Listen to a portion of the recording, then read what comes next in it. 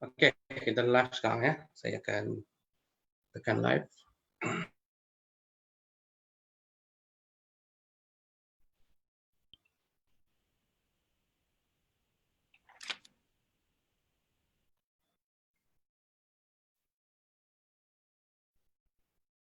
Okay, boleh tengok di penerbit, page penerbit. InsyaAllah kita sudah pun berada di dalam talian. Sambil menunggu masa yang kita jadualkan, insyaAllah kita akan wawarkan kepada menanti view ataupun kehadiran rakan-rakan kita.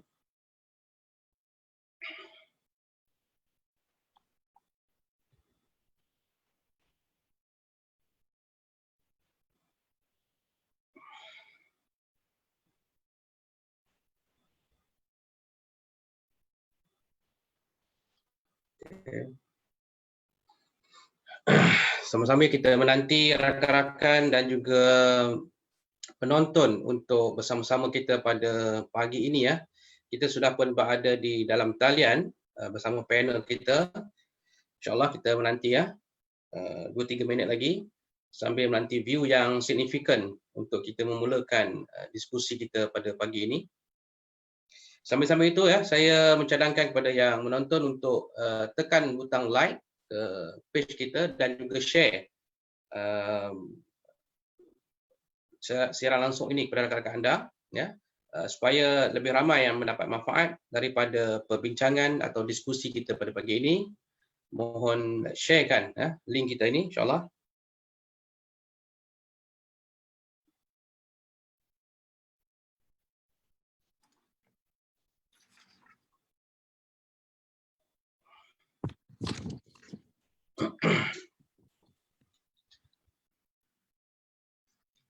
Kita akan mula tak lama lagi ya, insyaAllah dalam 2 minit lagi, 3 minit untuk bersama-sama dengan ahli panel kita yang sudah pun bersedia dengan topik yang sangat menarik pada pagi ini. Dan jangan lupa ini adalah satu daripada aktiviti di bawah Karnival Buku Ilmiah dalam talian MAPIM yang diadakan bermula 1 hingga 20 Mei 2020 bagi meraihkan Pesta Buku Antarabangsa yang tahun ini tidak diadakan, ditangguhkan. Jadi kita berpakat untuk mengadakannya dalam bentuk dalam talian. Jadi kita lancarkan pada 1 hari bulan Mei hingga 20 Mei ini, dan ini merupakan sebahagian dari aktiviti kita bagi merancangkan.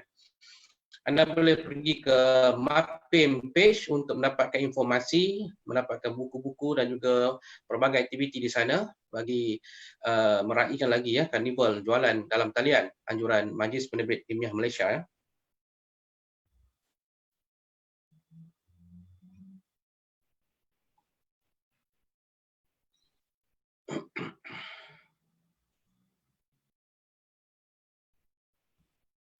Saya harap penonton bersabar untuk seminit dua lagi sebelum kita mulakan majlis ataupun program kita.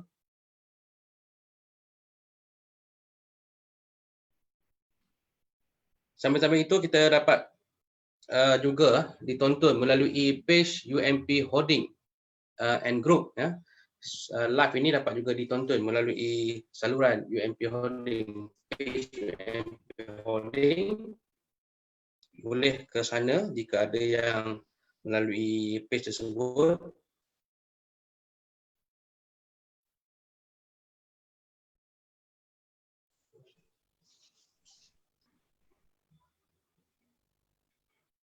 InsyaAllah kita akan mula tak lama lagi ya. Saya harap penonton dapat bersabar. Ini merupakan seri yang ke-7 suara UMP ya kita adakan. InsyaAllah jika mendapat sambutan yang baik akan diteruskan dari semasa ke semasa. Sama-sama itu jangan lupa sharekan kita punya link dan juga like FB page penerbit untuk mendapatkan informasi buku terkini dan juga maklumat-maklumat lain tentang Majlis Penerbit Ilmiah Malaysia.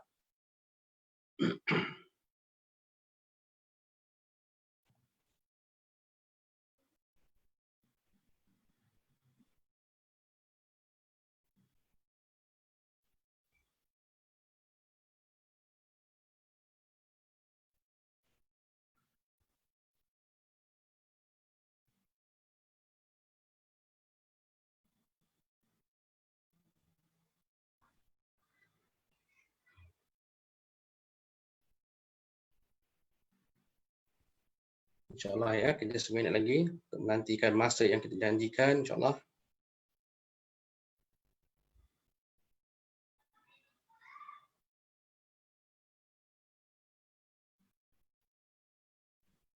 Kepada rakan-rakan yang sedang menonton atau baru menyertai kita, saya maklumkan lagi sekali, channel ataupun saluran ini juga boleh ditonton melalui page UMP Holding ya. Mohon rakan-rakan, sahabat-sahabat kita di luar sana jika tidak keberkatan untuk share posting ataupun share live kita untuk memastikan lebih ramai lagi rakyat ataupun masyarakat di luar sana memperolehi ataupun berkongsi ilmu dengan kita pada pagi ini ya. Sharekan juga dalam grup WhatsApp jika boleh.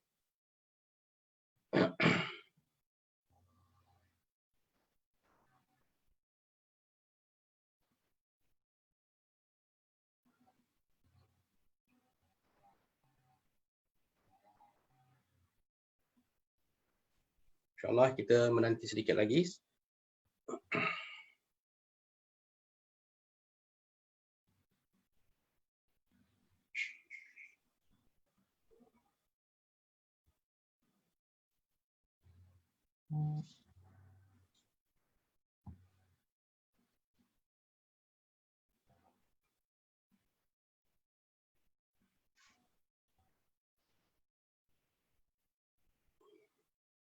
Hari Ahad biasa, kadang-kadang mungkin lewat. Kadang-kadang kita terlepas pandang. Pada rakan-rakan yang terlepas pandang boleh share kita punya Facebook ini. Dan untuk maklumat penonton juga, kepada mereka yang terlepas siri-siri sebelum ini, nombor 1 hingga nombor 6, boleh ulang share semula di page kita, menonton di page kita. Kita ada repost semula mana-mana diskusi kita yang telah kita lakukan atau kita telah adakan sebelum ini. Jadi jangan lupa untuk menonton kembali mana-mana topik yang menarik yang boleh kita kongsi bersama dengan rakan-rakan yang lain, kerana ini adalah siri yang ke-7 kita adakan. Bermaksud ada 6 siri yang mungkin kadang-kadang kita terlepas pandang. Bagi mereka ingin melihat semula, boleh kembali ke posting kita di bawah untuk melihat siri-siri yang telah kita adakan sebelum ini. Okey, kita akan mulakan insya-Allah. Tak lama sebab masa sudah pun menunjukkan jam 11 pagi insya-Allah pada pagi ini ya. Okey. Assalamualaikum warahmatullahi wabarakatuh dan selamat pagi, salam sejahtera, salam Ramadan yang ke-26 saya pagi ini. InsyaAllah semoga segala amal ibadah kita yang kita lakukan selama ini diperolehi ganjaran yang sebaik-baiknya daripada Allah Subhanahu Wa Taala. InsyaAllah semoga segala apa yang kita lakukan, ibadah yang kita lakukan ini akan diteruskan lagi selepas ini walaupun selepas habis bulan Ramadan. Alhamdulillah pada kali ini, kali seri ke-7 diskusi suara UMP ya, kita bersama-sama dengan seorang lagi panel yang tidak asing lagi ya pada warga UMP dan juga masyarakat di luar sebenarnya, untuk kita dapatkan sedikit informasi, pandangan dan idea daripada beliau ya, yang merupakan antara tokoh yang saya rasa boleh kita dapatkan berbagai-bagai input terkini berkenaan tentang topik yang kita bincangkan. InsyaAllah pada pagi ini bersama dengan kita pada hari ini adalah Tuan IR Said Muhammad Hamzah Junid Said Abdul Rahman, adalah CEO UMP Holding dan Group. Assalamualaikum Tuan Said. Waalaikumsalam warahmatullahi wabarakatuh. Sihat ya Tuan Said? Baik, alhamdulillah. Cik Aziz sihat? Alhamdulillah, cuma badan makin berisik Tuan Said. Okey, kita bertuah kerana agak sukar mendapatkan Tuan Said masanya yang begitu mencemburui dah. Jadi kali ini kita dapat bersama, kita guna peluang ini pada mereka yang ingin bertanya soalan, kita sediakan ruang komen topik kita. Dan topik yang kita bincangkan pada pagi ini adalah tentang revolusi perniagaan norma baharu ya. Kita masih lagi bercakap tentang isu yang berkaitan dengan pandemik COVID-19 ya, khususnya dalam aspek perniagaan, dan Tuan Said adalah CEO yang sudah lama ya di dalam bidang perniagaan dan juga korporat, terutamanya dalam menjaga hak ehwal holding UMP Holding ini. Jadi saya rasa kita boleh dapatkan sedikit sebanyak gambaran awal. Mungkin Tuan Said, mungkin sedikit awal apakah sebenarnya yang dikatakan norma baru ni khusus dalam aspek perniagaan. Mungkin Tuan Said boleh mulakan mukadimah. Ya, baik. Terima kasih Cik Aziz ya, di atas ruang yang diberikan ya, untuk saya berkongsi ya, bersama rakan-rakan di luar. ya, berkenaan dengan apakah revolusi perniagaan, norma baru. Jadi kita pun sedia maklum yang kita sekarang ni dalam krisis, iaitu krisis pandemik COVID-19, yang mana banyak memberi impak-impak yang negatif terhadap perniagaan. Ya, jadi sebelum kita pergi lanjut berkenaan dengan COVID-19 ini, kita perlu mengetahui, so apakah penyebab kepada krisis ini. Ya. Dan penyebab pada krisis ini adalah yang seperti kita tahu, ia adalah wabak, satu wabak yang mana bukan setakat Malaysia terkesan, tetapi dunia. Okey, yang mana disebabkan wabak tersebutlah terdapat berbagai-bagai risiko dan sebagainya yang perlu kita elakkan. Jadi norma baru ini ia lebih kepada untuk kita mitigate the risiko, untuk kita orang kata apa, elimination, satu lagi kita mitigate the risiko, agar kita sentiasa sihat dan sebagainya. Betul. Norma baru ini Cik Asri ini adalah berkaitan dengan cabaran besar lah. Jadi bagi kita norma baru ni dia melibatkan satu peraturan baru yang diterima ataupun diguna pakai oleh masyarakat disebab berlakunya suatu perkara seperti pandemik COVID-19 ini. Okey. Jadi kalau tidak ada COVID-19 ini, maka tidak ada norma baru. Okey. Ya, jadi kita lihat disebabkan COVID-19 ini jadi sebelum ini kita mempercakapkan berkenaan dengan industri revolution 40-an itu. Yang mana menurut pakar-pakar dan juga pemain-pemain industri, industri IR 4.0 ini berkemungkinan besar kita lihat keperluannya adalah pada tahun 2022 nanti. Oh, okey lama. Tetapi disebabkan oleh pandemik, jadi IR 4.0 itu menjadi satu perkara yang menjadi keperluan pada masa sekarang. Yang mana kalau kita lihat disebabkan oleh pandemik ini, kebanyakan industri tidak bersedia. Betul. Ya. Jadi apabila kita tidak bersedia, dia telah memberikan satu impak yang cukup terkesan kepada semua pemain industri. Betul. Jadi disebabkan norma-norma baru ini, kalau kita lihat norma baru ini dia melibatkan satu SOP yang baru.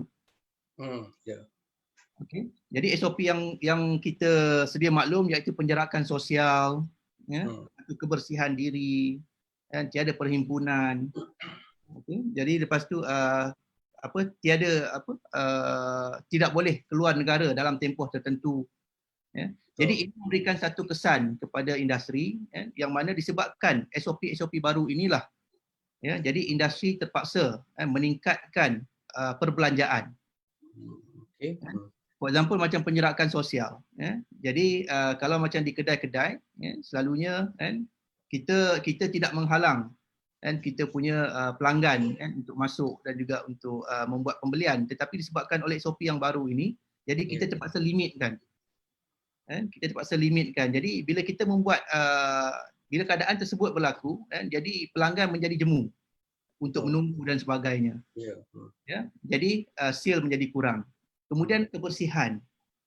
Kebersihan. Seperti kita juga di UMP Holding untuk kita buka office dan sebagainya, kita perlu melakukan satu disinfection terhadap office.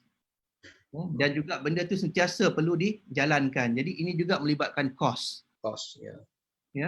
Kemudian tiada perhimpunan. Jadi bila tiada perhimpunan, maksudnya kita kena mengelakkan satu perhimpunan yang ramai melebihi 20 orang. Jadi ini telah menjadikan satu pekerjaan itu tidak efisien. Ya, betul. Dan kemudian tidak boleh keluar negara dalam masa tertentu. Jadi ini juga memberi kesan yang amat besar kepada syarikat-syarikat yang mempunyai operasi di luar negara. Betul. Jadi perkara-perkara inilah Cik Azri dan juga rakan-rakan yang menyebabkan memberikan satu cabaran yang besar kepada perniagaan. Bagaimana perniagaan ataupun operasi itu ingin kita kekal relevan dengan kos yang sedia ada. Okay. So berbalik kepada perkara tersebut, jadi inilah yang kita akan bercakap berkenaan dengan revolusi-revolusi yang kita perlu lakukan.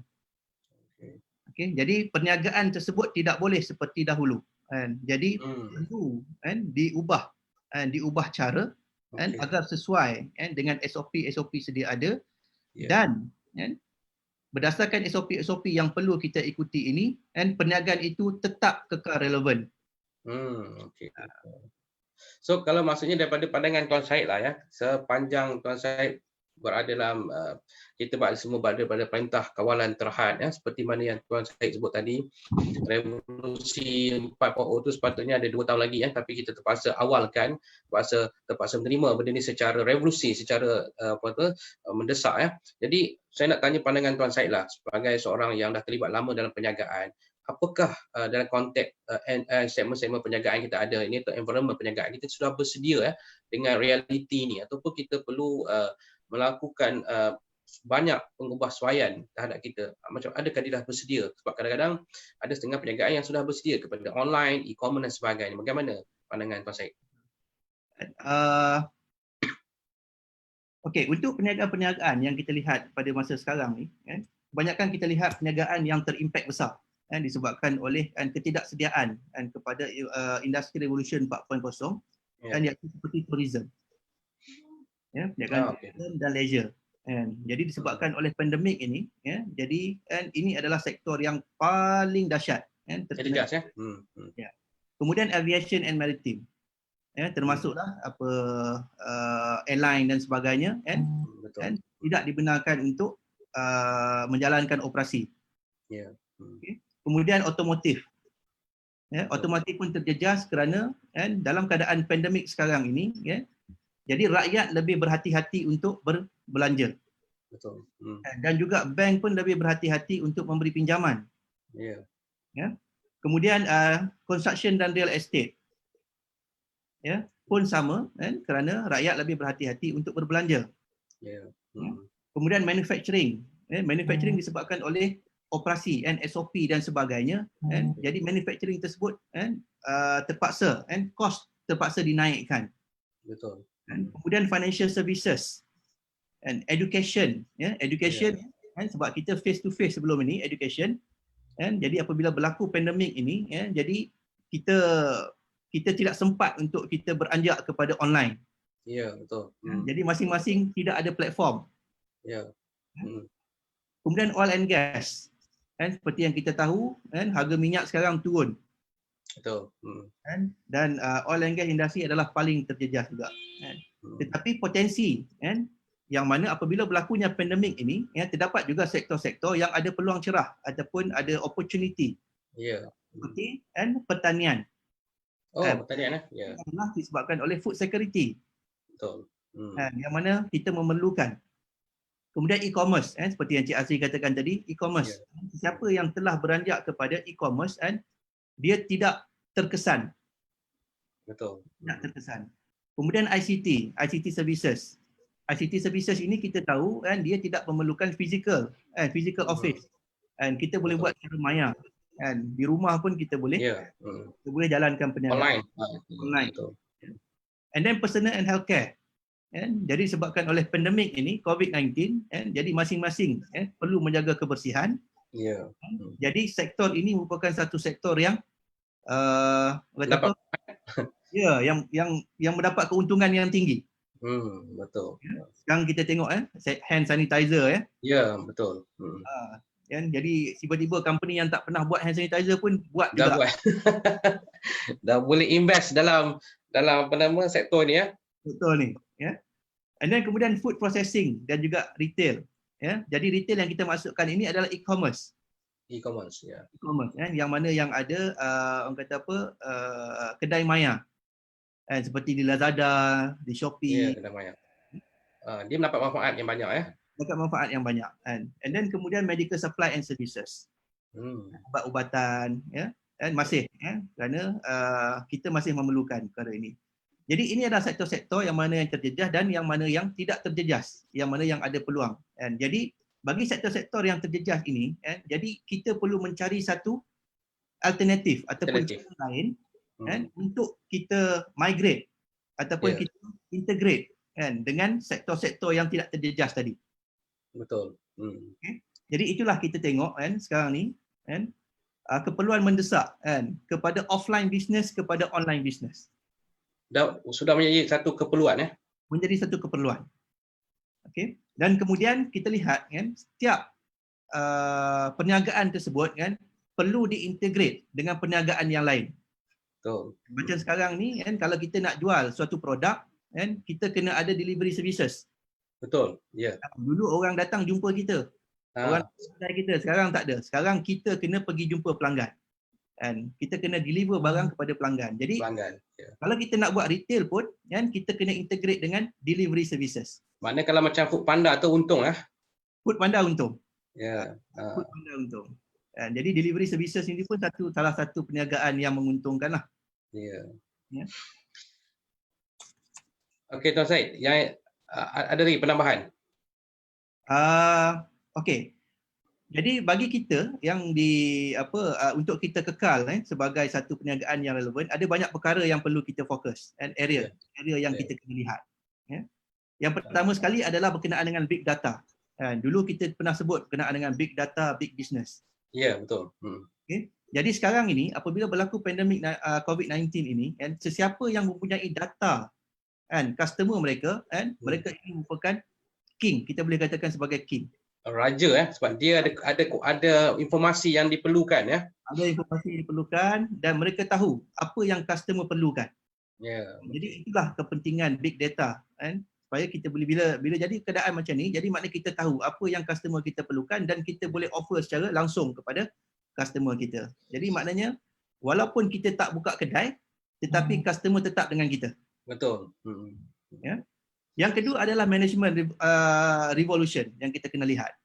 Jadi untuk kita membuat business revolution, management tersebut perlu orang kata apa? Perlu berubah dahulu. Ya, betul.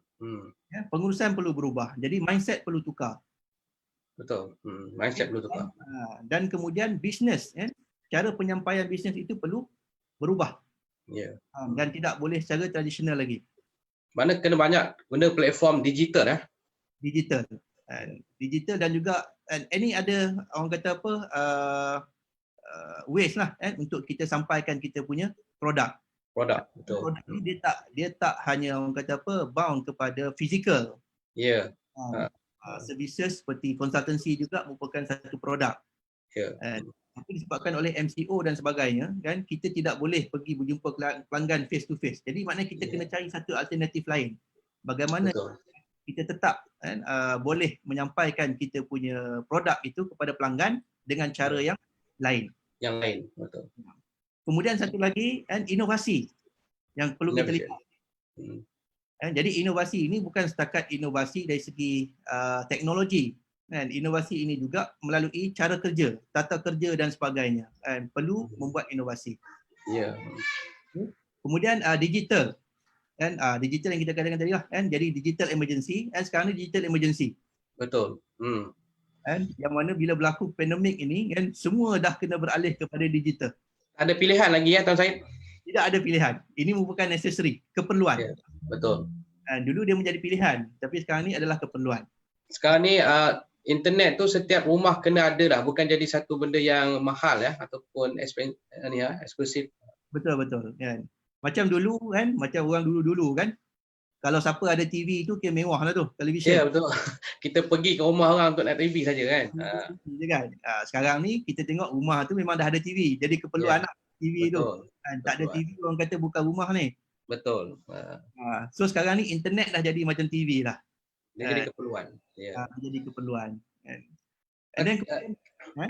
Okey Tuan Syed, yang tadi Tuan Syed menerangkan tentang perkara yang berlaku waktu COVID-19 ataupun yang akan kita hadapi Saya nak tanya sikit saja. Perbezaan lah Tuan Syed apa yang berlaku kerana pandemik COVID-19 dengan apa yang berlaku pada economic downturn 1998 dulu Dia ada kepersamaan ataupun dia fenomenanya sama tapi mungkin ada perbezaan dari sikit aspek-aspek lain. Mungkin Tuan Syed ada pandangan sikit apa yang berlaku sebenarnya. Dia macam economic downturn 1998 dia lebih kepada speculation. Ya. Tapi pandemik ini dia melibatkan satu wabak yang mana dia tidak saja menyerang ekonomi tapi dia juga menyerang kepada safety. Oh, okey, right. Jadi dia tidak ada, dia mungkin orang kata ada sedikit persamaan dan ada kebanyakannya tidak. Okey, alright.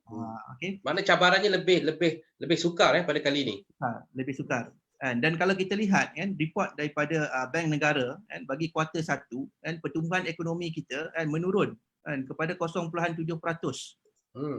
Okey. Seperti yang dijangkakan sebelum ini kan pertumbuhan ekonomi kita lebih kepada pada kadar 3.3% pada awalnya. Ya, betul.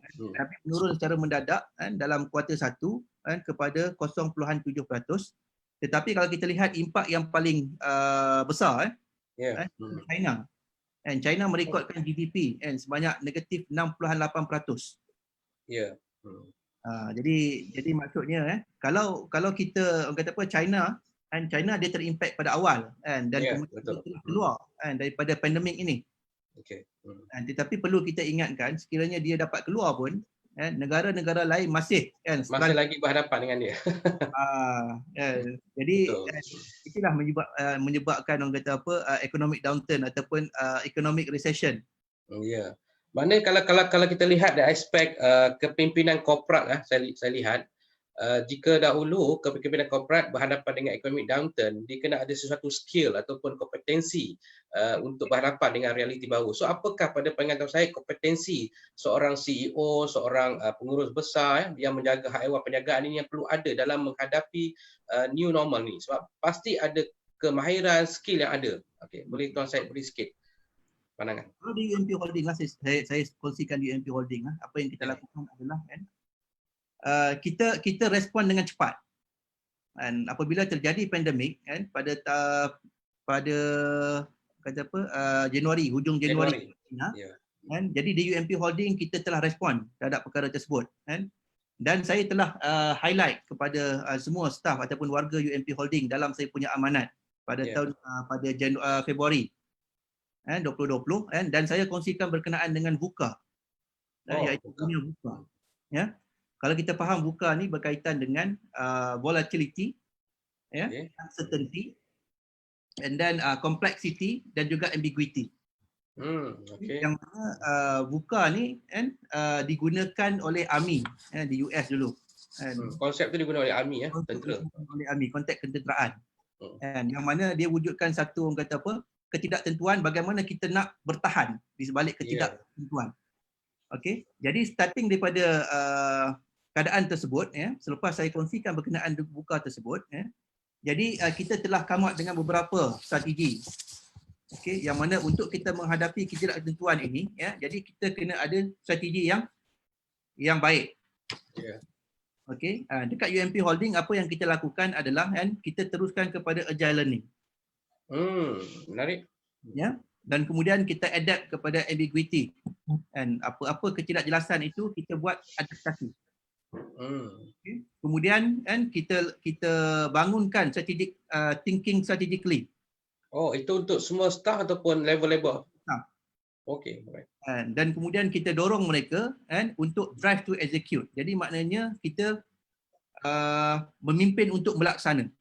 Alright. Jadi ini adalah 4 kunci yang telah kita jalankan. Yang mana selepas itu di UMP Holding juga kita telah membangunkan kita panggil crisis management plan.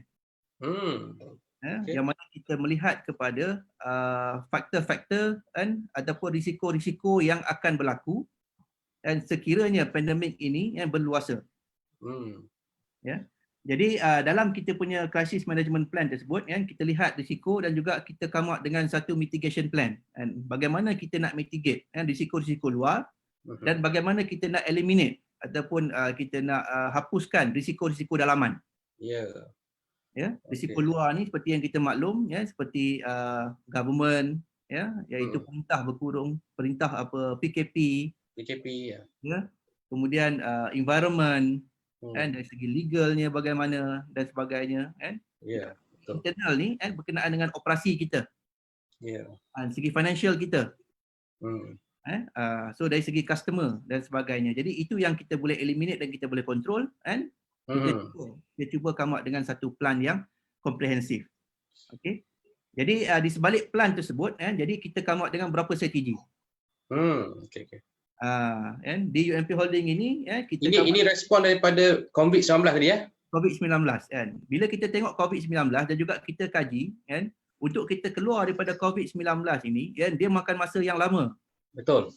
Walaupun negara kita very efficient, kita boleh katakan very efficient, dan berkemungkinan kita akan keluar daripada COVID ini dalam masa 3 hingga 6 bulan. Ya. Ya, tetapi kita perlu ingat negara lain masih kan struggling kan untuk keluar daripada pandemik ini. Ya. Ya.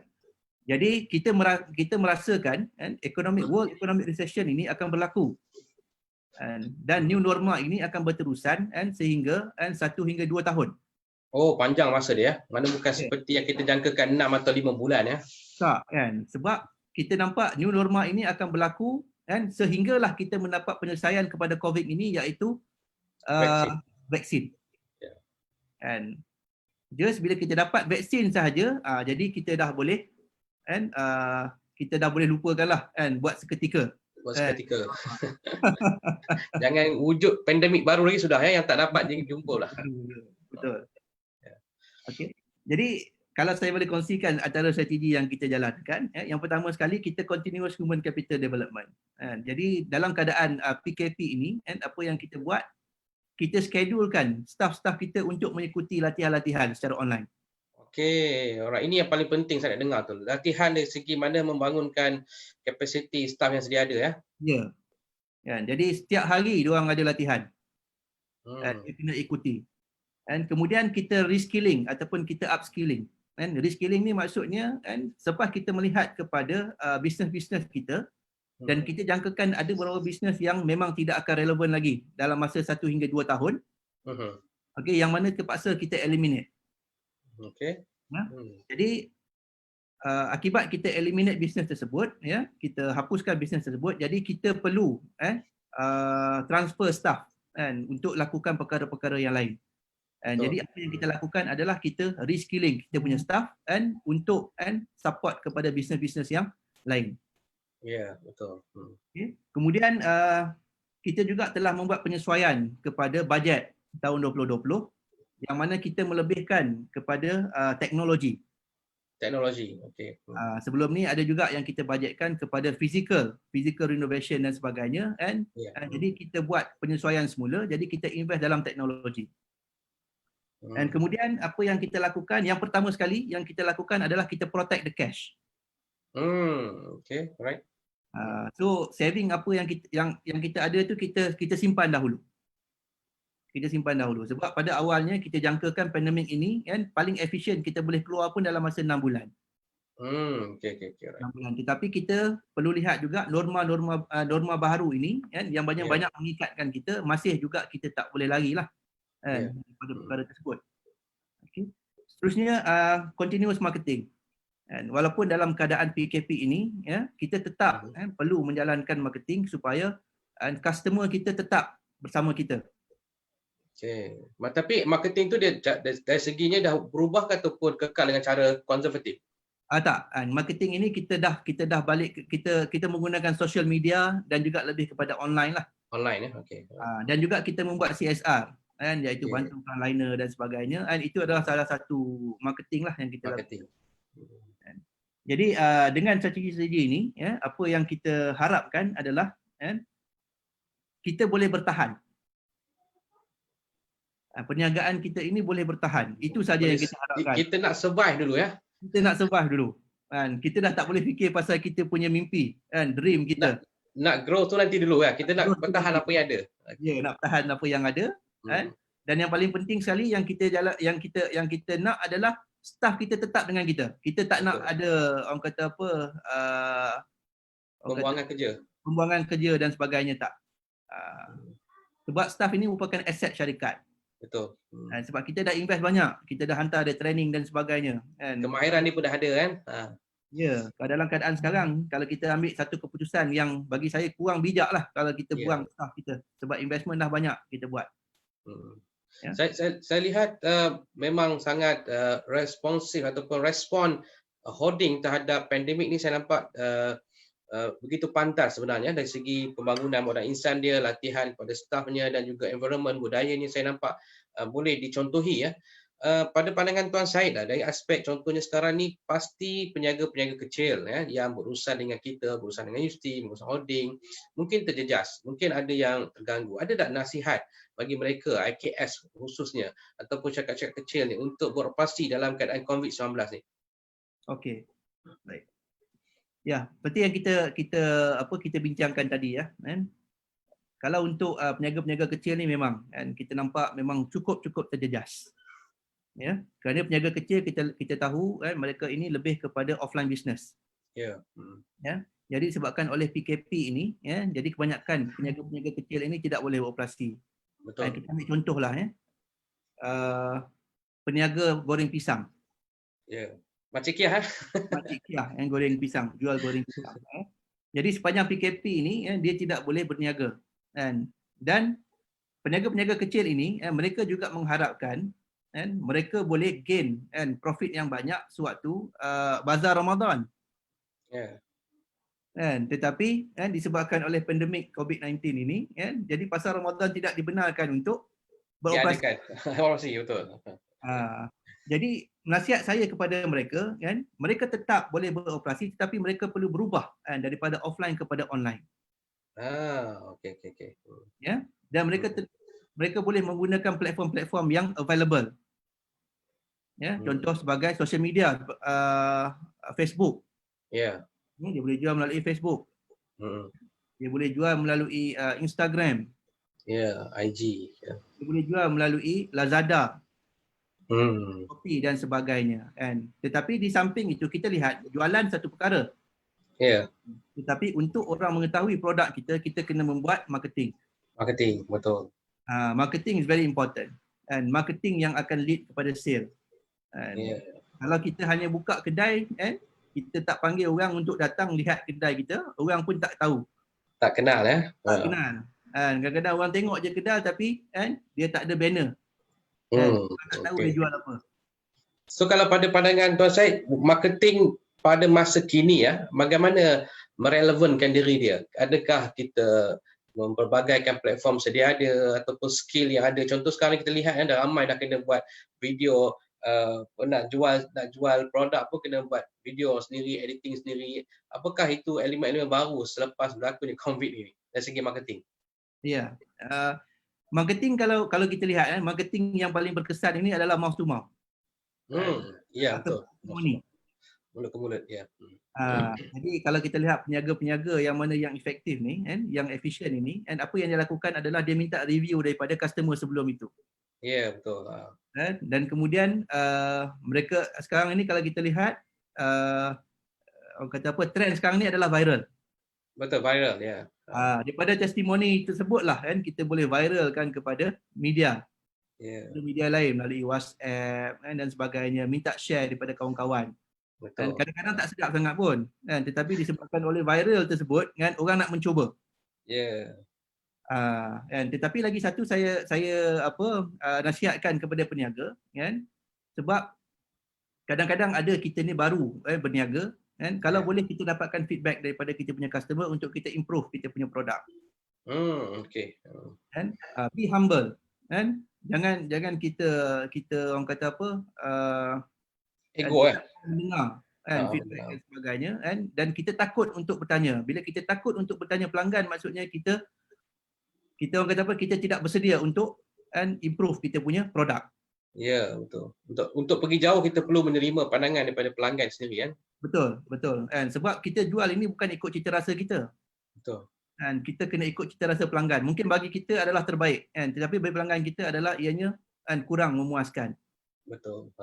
Ya. Tuan Syed, dari aspek budaya korporat yang nak dibentuk di holding lah, kalau mungkin dapat kita kongsikan sebelum kita pergi detail lain-lain. Macam contohnya bagaimana nak membangunkan budaya korporat lah. Selepas ini structure mungkin banyak berubah, plan strategi akan berubah dan berbagai-bagai lagi ada perubahan dari segi budaya dan juga mentaliti dalam kalangan staff kita. Bagaimana Tuan Syed melihat perkara ini dapat dilakukan dalam ketika ini untuk berhadapan mungkin 2 atau 3 tahun akan datang lagi?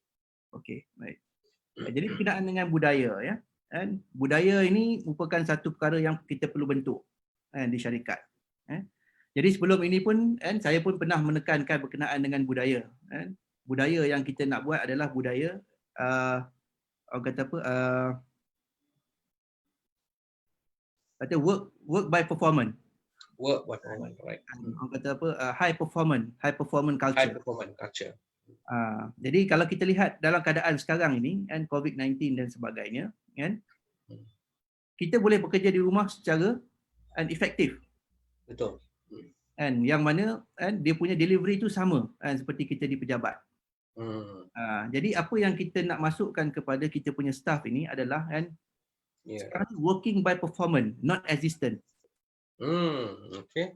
Kan, maksudnya di mana-mana sahaja kan, kita akan mengukur kan keupayaan staff ini melalui performance dia, melalui prestasi kerja, outcome yang dibuat. Dan bukanlah kehadiran mereka ke tempat kerja. Bukanlah kata check in, check out ya, itu sebagai basic sebelum ni ya. Jadi maknanya kan perkara ini memerlukan satu orang kata apa, trust kan, antara pekerja dan juga majikan. Ya, sekiranya kita tidak ada trust kepada staff kita, maknanya kan selalunya kita akan minta dia masuk office. Betul. Kan kita kata duduk rumah ni tidur je kan. Kan? Tetapi bagi saya kan, kita perlu letak satu kepercayaan kepada staff kan, yang mana kan kita ada berbagai cara untuk kita mengukur kan prestasi mereka. Ya. Bagi saya kan, kita kena ada trust dan staff perlu ada integriti. Okay, yang mana mereka perlu tahu kan, apakah pekerjaan yang perlu mereka siapkan kan, dan sekiranya kan, mereka tidak dapat siapkan dalam masa yang tertentu, mereka perlu gantikan masa tersebut dengan masa yang lain. Ya, betul. Ya, jadi trust itu adalah satu perkara yang penting. Dan ini juga kita termaktub dalam kita punya value di UMP Holding, kita punya nilai. Nilai yang telah ditanam ya. Yang telah kita terapkan kan, kepada kita punya staff. Okay. Kemudian working by performance yang saya katakan tadi. Jadi maknanya sekarang ini di UMP Holding kan, apa yang kita akan lakukan adalah kan, kita tidak mahu mengukur kan staff kita melalui kehadiran. Okey. Sebaliknya kita akan ukur dari segi outcome, apa yang akan disampaikan, apakah prestasi yang ditunjukkan. Okey. Jadi berkemungkinan selepas ini kan, kalau kita lihat di UMP Holding mungkin kan kita punya staff tidak ramai berada di office. Ya. Mungkin mereka bekerja di rumah ataupun bekerja di luar. Mana mereka akan berada di mana-mana dan boleh bekerja di mana-mana. Boleh bekerja di mana-mana, betul. Jadi budaya trust dan juga budaya working by performance ini akan kita terapkan dalam kita punya organisasi selepas ini. Mana sekarang ni budaya integriti itu menjadi main point dalam kita punya kerangka gerak kerja dan budaya. Betul. Dan kita juga sebagai majikan kita perlu letak kepercayaan kepada staff kita. Ya, betul. Itu satu perkara yang penting. Betul. Tuan Syed, satu lagi Tuan Syed. Saya sebenarnya seronok bercakap dengan Tuan Syed banyak lagi sebenarnya walaupun masa dah menghampiri, tapi saya nak tanya juga soalan ni sebab saya rasa perlu untuk kita kongsikan dengan netizen dan sebagainya. Apakah sebagai seorang CEO yang berada di peringkat tertinggi dalam hierarki sebuah organisasi, pasti Tuan Syed dapat melihat daripada atas tentang leadership. Saya nak tahu tentang leadership yang sebab bila berlaku krisis kita perlu ada leadership untuk menyelesaikan masalah-masalah ini ya. Keperluan leadership itu sangat sebahagian daripada perkara yang elemen penting dalam organisasi. Jadi dalam menghadapi pandemik 19 ni, leadership yang macam mana sebenarnya kita perlukan? Okey, baik. Jadi bercakap berkenaan dengan leadership leadership ni ada banyak kan. Jadi maknanya seorang leader ini dia tidak boleh orang kata apa stick kepada satu jenis ataupun satu jenis leadership. Jadi dia perlu berubah. Jadi apabila berlaku pandemik dan sebagainya, jadi cara kepimpinan itu perlu berubah sesuai dengan krisis yang berlaku. Jadi bagi saya sebagai CEO UMP Holding, jadi apabila berlaku keadaan krisis ini, kita perlu berubah cara kepimpinan kita kepada kita panggil disruptive leadership.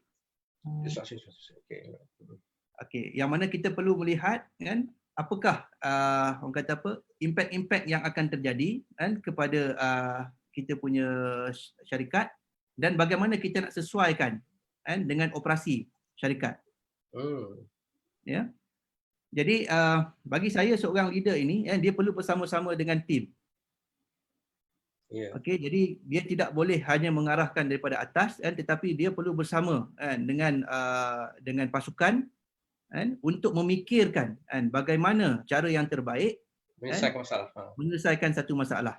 Mana dia kena turun padang, bukan lagi duduk atas ya, bagi arahan. Tak boleh tak boleh kan. Jadi kalau macam kita lakukan sebelum ini, iaitu kita buat satu crisis management plan yang mana kita melibatkan semua peringkat kepimpinan. Okay.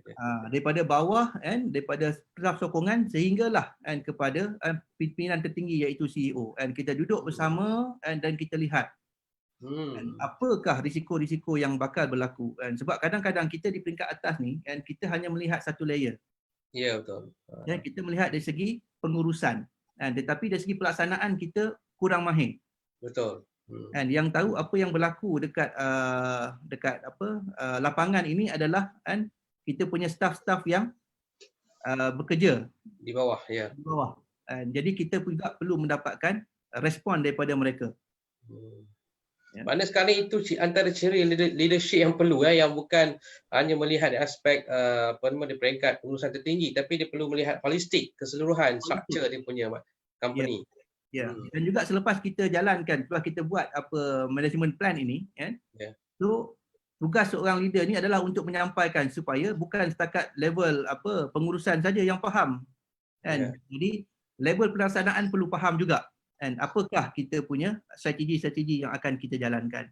Ya, betul. Jadi jika strategi itu difahami di semua peringkat, jadi mudah untuk kita laksanakan. Betul. Terima kasih Tuan Syed. Banyak saya dapat ilmu. Saya rasa ramai yang dapat ilmu daripada perkongsian kita pada pagi ini. Tapi kita nak tanya soalan bonus Tuan Syed. Masa pun dah 40 minit sebenarnya. Kita nak tanya soalan bonus.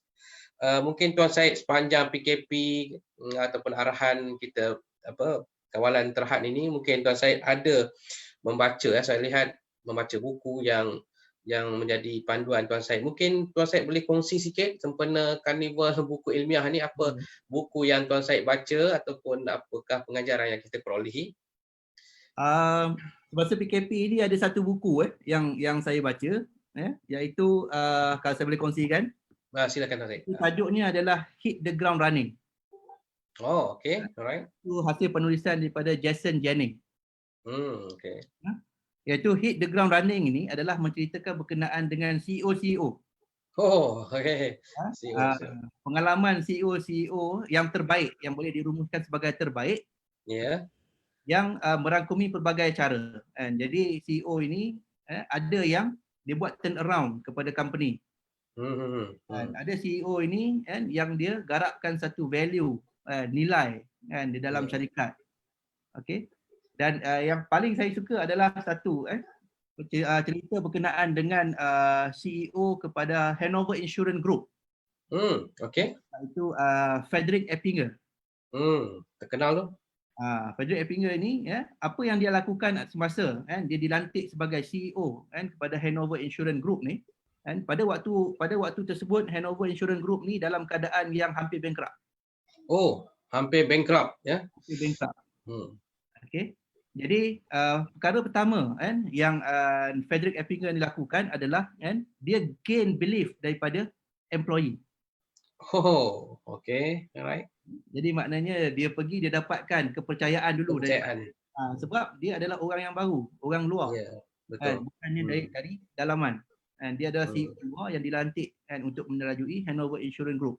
Apa yang lakukan adalah yang pertama sekali yang dikongsikan pada hari pertama dia masuk kerja. Dia masuk awal pagi sebelum orang lain masuk kerja. Dan dia tidak masuk melalui pintu pertama. Dia masuk melalui pintu belakang. Pintu belakang Pintu belakang, iaitu melalui kafe. Yang makna laluan orang biasa lalu. Laluan orang biasa lalu. Okey. Jadi melalui pintu tersebut dia dapat berkenalan dengan pekerja-pekerja bawahan ni. Yang mana dia mendapat orang kata apa? First information berkenaan dengan syarikat. Bagaimana dia orang merasakan CEO yang lepas dan sebagainya. Jadi apa yang dia dapat adalah CEO yang lepas ini dia tidak intact dengan pekerja-pekerja bawahan. Oh, dia abaikan juga pandangan daripada orang bawah ya. Jadi dia hanya melihat dari segi atas, dari level atas. Atas. Ya. Jadi orang bawah ni pun kadang dia tak kenal siapa CEO. Betul. Ya. Jadi apa yang Frederick Eppinger lakukan, dia bersoal jawab dengan pekerja-pekerja bawah dan tanya apakah diorang punya pandangan melalui kenaan dengan syarikat ini dan sebagainya. Didapatkan maklumat daripada orang bawah untuk Orang bawah. dapatkan. Ya. Jadi selepas itu apa yang dilakukan adalah dia berjumpa dengan semua employee dan pada waktu tersebut kita tahu Hanover Insurance ni satu syarikat insurans yang kaya. Betul. Tersebut kan. Dan apabila dia masuk bilik CEO tu, so dia terkejut dengan kemewahan dalam bilik CEO tersebut Dia ada keluar sendiri dalam bilik CEO tu. Luxury mewah Okay, jadi untuk dia gain the belief daripada dia punya staff dan employee untuk bekerja bersama-sama dengan dia, apa yang dia lakukan adalah dia demolish semua benda tu. Maknanya dia keluarkan all the bar dan sebagainya, dia jadikan sebagai meeting room. Jadi dan dia tak gunakan bilik CEO tu, dia duduk bersama-sama dengan staff. Okay, jadi menariklah berkenaan dengan perkongsian-perkongsian daripada CEO tersebut. Dan juga ada juga CEO dari JM Smucker Company. Oh, banyak yang kita dapat tahu perkara di sebalik takbir daripada pentadbiran yang mereka. Bagaimana JM Smucker Company ini menjadi satu brand yang diyakini disebabkan oleh belief ataupun value yang diletakkan di dalam syarikat tersebut. Okey, so itu penting nilai trust yang perlu diterapkan dalam mana-mana organisasi Tuan Syed. Betul. Dan nilai trust ni bukan hanya difahami oleh bahagian pengurusan, dia perlu difahami oleh kesemua warga syarikat tersebut. Jadi, kalau nilai trust itu cabaran yang perlu ditangani sebenarnya, terutama dalam betul. Kiranya nilai trust ini kita matchkan dengan nilai trust diri kita. Jadi barulah ini memberikan satu impak yang besar. Betul. Jangan nilai trust kita hanya tulis di kertas, ditempel di dinding saja saja tanpa difahami dan juga dipraktikkan. Ya, betul. Okey, Tuan Syed, terima kasih banyak di atas perkongsian yang sangat bermakna kepada saya dan juga kepada warga-warga universiti yang menonton kita secara live pada pagi ini Saya rasa tak cukup sebenarnya masa, tapi seperti yang kita janjikan, kita berdiskusi selama 40 minit dan saya mengucapkan sekali lagi terima kasih kepada Tuan Syed yang sudah UMP kali ini dan kepada Karnival jualan buku ilmiah MAPIM di laman web MAPIM atau pergi ke komen kita untuk melihat buku-buku dengan harga diskaun daripada semua universiti-universiti tempatan yang ada di sana sehingga 20 bulan ini. Okey Tuan Syed, sekali lagi saya ucap terima kasih di atas perkongsian pagi ini. Segala silap salah saya mohon maaf dan selamat menyambut Hari Raya Aidilfitri. Maaf zahir batin bersama saya Tuan Syed Semoga kita bertemu kembali di secara lain akan datang insya-Allah Tuan Syed. Terima kasih, saya sudahi dengan wabillahi taufik wa hidayah. Wassalamualaikum warahmatullahi wabarakatuh. Terima kasih Tuan Syed.